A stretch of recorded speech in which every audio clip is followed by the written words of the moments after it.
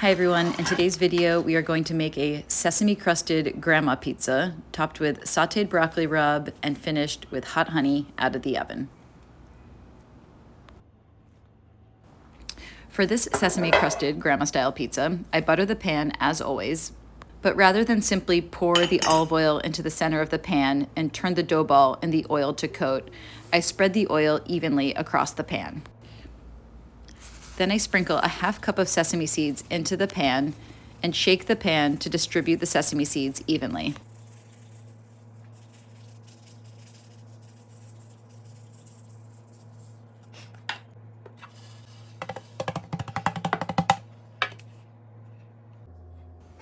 The other thing I do differently here is that I let the dough proof in a separate pan for about an hour before transferring it to the sesame-coated pan. This is the pan pizza dough recipe from Pizza Night, and this portion has been in the fridge for roughly 2 days.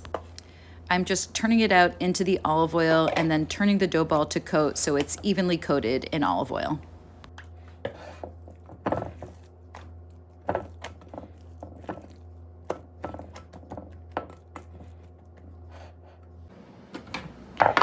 After about an hour, when the dough has relaxed a little bit and is stretching out a little bit more easily, it's ready to be transferred to the prepared pan. Coat your hands with olive oil and use the back of your hands to lift up the dough and gently lay it on top of the sesame seeds. Gently stretch the dough to fit the pan, then let it rest again for another 2 to 3 hours.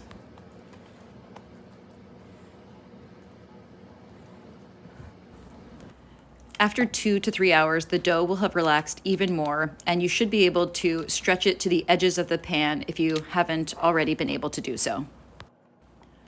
Top with 12 ounces of low moisture whole milk mozzarella, followed by a ½ pound of sauteed broccoli rub.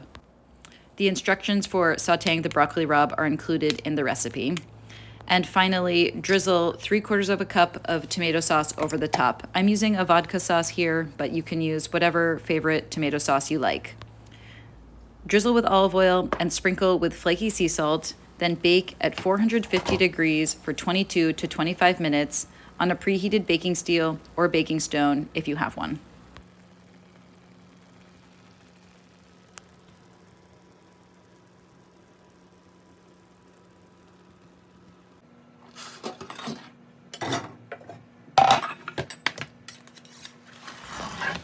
Transfer to a cutting board, drizzle with hot honey to taste, then cut and serve.